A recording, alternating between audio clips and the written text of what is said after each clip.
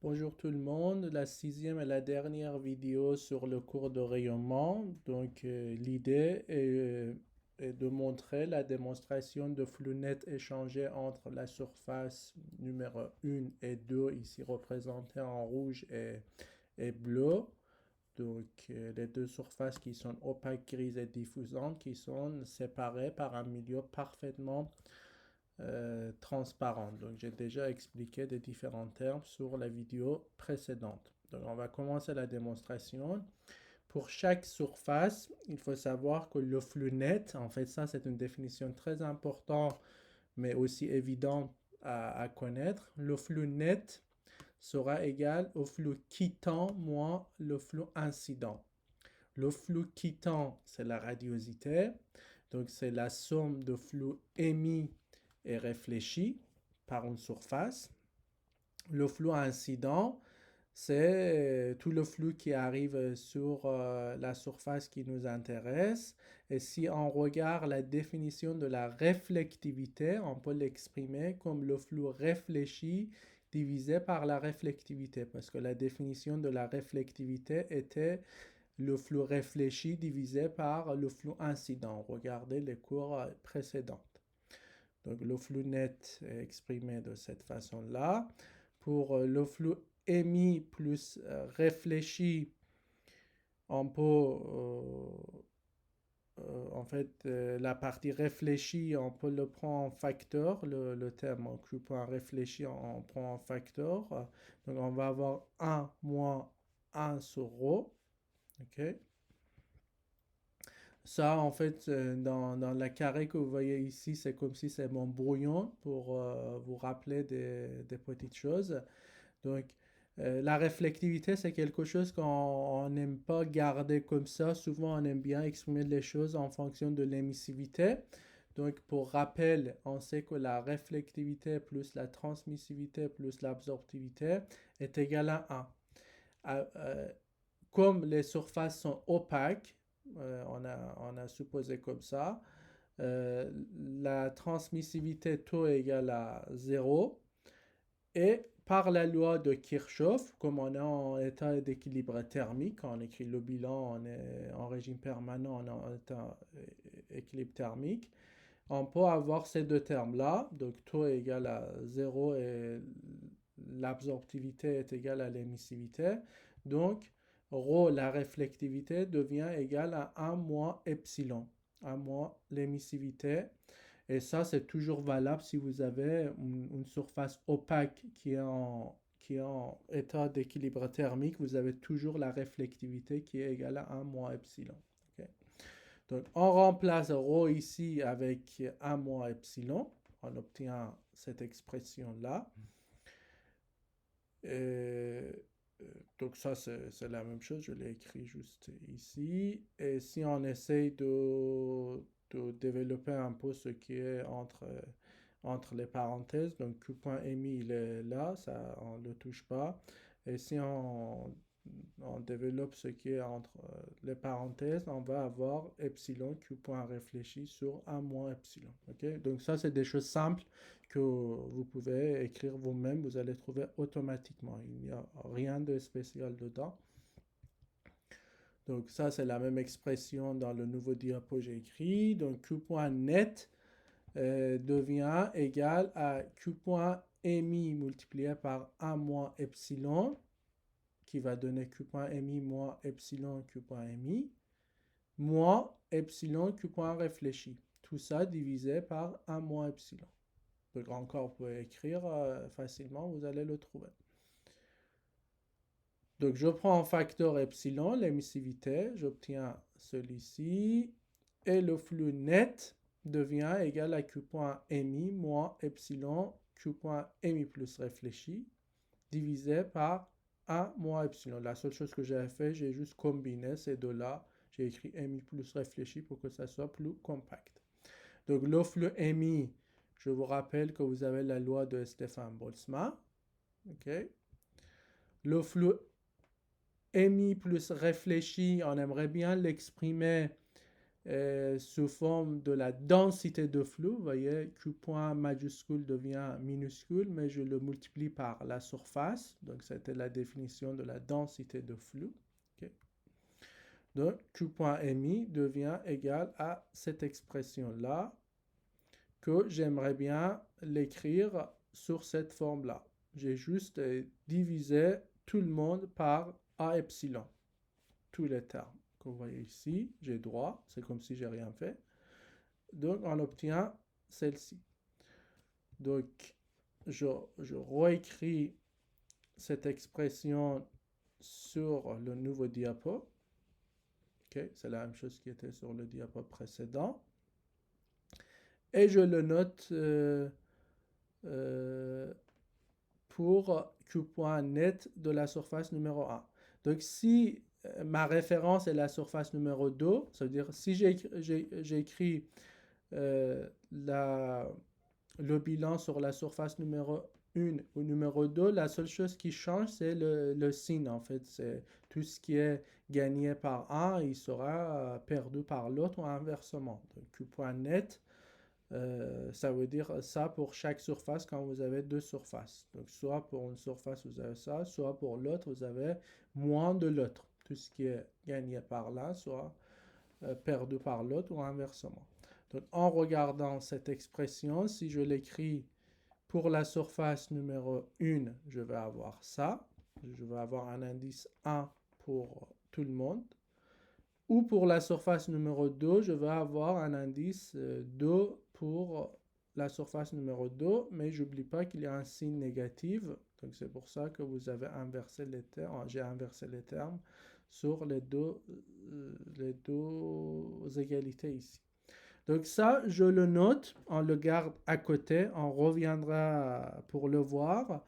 Ok, ça on a bien avancé. Le problème c'est que Q.mi plus réfléchi 1 et 2, ça c'est pas encore évident qu'est-ce que c'est. Les autres ça va. Ok, on le sait. On va voir comment on peut arriver à l'expression qu'on cherche. Ok, donc ça on note, c'est le premier résultat qu'on a trouvé. Et maintenant, donc je l'ai noté numéro 1. Et là, je vais changer ma méthode, mon point de vue en fait, ou ma méthode, je peux dire tout simplement. Donc, on peut calculer le flux net de cette façon également. Donc, j'écris la même définition, le flux quittant moins le flux incident. Le flux quittant, c'est quoi? C'est pour chaque surface, c'est la radiosité qui part de 1 qui va sur le 2. Okay? Donc, parce qu'on a aussi une partie qui peut revenir sur la même surface. Donc, ça veut dire 1 vers 1. Donc, ça n'intervient pas dans le bilan parce qu'il est parti et il est revenu. Okay? Donc, on regarde que celui qui quitte définitivement la surface, donc ici, il va de 1 vers le 2, et Q point incident sur la surface numéro 1. Ici, je regarde que la surface numéro 1. Pour la surface numéro 1, le flux incident, il vient d'où? Il vient de la surface numéro 2. Seulement une partie de flux qui vient de la surface numéro 2 qui est arrivée sur la surface numéro 1. Parce qu'une autre partie de flux qui a quitté la surface numéro 2 pour revenir sur la même surface, la surface numéro 2, ça ne nous intéresse pas. On regarde ce qui arrive sur la surface numéro 1. Okay? Donc ça, c'est une autre façon d'exprimer Q.net en écrivant le bilan sur la surface numéro 1. Okay? Donc on est d'accord? Donc quittant, incident, pour la surface numéro 1, c'est ça. Okay? Donc, celui-ci, j'ai juste combiné les deux. J'ai écrit mi plus réfléchi. La même chose, mi plus réfléchi. Okay? La différence entre les deux. Et au lieu de la flèche qui est ici, 1 vers 2, on sait maintenant qu'est-ce que c'est la facteur de forme. Au lieu de dire 1 vers 2, on va dire F1, 2. Donc, c'est exactement le flux, le pourcentage de flux qui quitte 1 qui arrive sur 2. Donc, la même chose ici, 2 vers 1, je vais écrire F2, 1. Donc, comme ça, j'ai pas besoin d'utiliser les flèches. Je connais les facteurs de forme. Je les utilise. OK? Donc, ça, c'est le flou. J'aimerais bien l'exprimer sous forme de la densité de flou. Du coup, il faut que j'ajoute, en fait, que je multiplie la densité par l'aire de la surface numéro 1. Donc, la même chose ici. Ici, c'est la densité de flux multipliée par la surface numéro 2. OK? Donc, ça, c'est la même chose que sur le diapo précédent pour pouvoir mieux avancer. Donc, pour A1, F1,2 et A2, F2,1, que j'ai sur les deux termes, je sais qu'ils sont égaux. Pourquoi? Parce que c'est la relation de réciprocité AIFIJ égale à AJFJI. Okay? Donc, le flux net, si je le prends en facteur, okay, qu'au lieu d'écrire A1, F1,2, j'ai écrit 1 sur 1, A1, F1,2, c'est la même chose. Donc, j'ai pris en facteur, j'obtiens ça. Donc, vous écrivez, vous allez obtenir, c'est pas très difficile. Je vais avoir le flux net exprimé autrement. Donc, c'est toujours le flux net, mais exprimé avec une autre méthode. Donc, c'est le deuxième résultat. Donc, vous vous souvenez, j'avais un premier résultat de la relation numéro 1, et là, c'est la relation numéro 2. OK? Et ces deux relations, normalement, ils expriment la même chose. Donc, la relation numéro 1 que vous allez regarder sur les diapos précédents et celle-ci, ils sont égales. Ok, j'ai écrit en fait ces deux premières viennent de la relation numéro 1, et ça c'est la relation numéro 2. Ils sont tous égales, ok. Pour l'instant, on a trouvé ça. Encore, j'ai Q.M réfléchi 1, 2 et 1 et 2 qui est un peu gênant. Mais pour ça, j'ai une méthode magique. Donc ça, c'est la même chose qui était sur le diapo précédent. Et la méthode magique, c'est que si vous avez entre les différentes fractions une égalité comme ça, ok, vous avez droit d'utiliser cette technique-là. Vous pouvez faire n'importe quel exemple que vous voulez à la maison.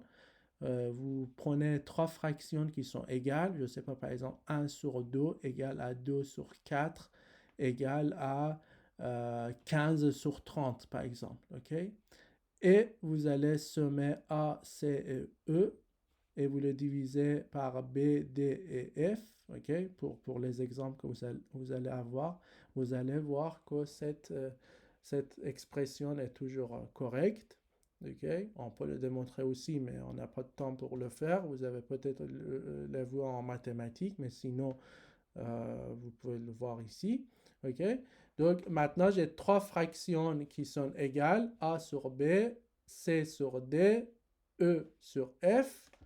Je vais tenter d'utiliser cette expression-là. Vous le faites à la maison. Vous allez voir que l'intérêt, c'est que si je somme tout ça, donc A plus C plus E, je vais avoir ce terme qui saute avec ça et celui-ci avec ça. Et je vais tout simplement avoir la relation que je cherchais et les termes gênants que je ne pouvais pas éliminer grâce à cette technique. J'ai pu éliminer et je trouve le flux net entre deux surfaces qui forment un espace fermé de telle sorte que mes surfaces sont opaques et que le milieu entre les deux surfaces sont transparents. Donc, comme je vous ai dit en TP, vous allez utiliser cette expression en utilisant la surface numéro 1 comme une des surfaces de cube qui vous intéresse, en fait, pour chercher son émissivité. Et la deuxième surface sera la grande surface de l'environnement, tout le reste qui est dans l'environnement qu'on va supposer qu'il y a la même émissivité pour tout le monde et que A2 dans ce cas-là sera très grande devant A1. Vous pouvez simplifier des choses. En tout cas, vous allez le voir en TP. Donc, je termine le cours de rayonnement avec ces 6 6 vidéos que j'espère vous avez suivi. En tout cas, vous pouvez me laisser des commentaires sur notre espace de cours. N'hésitez pas et bon courage.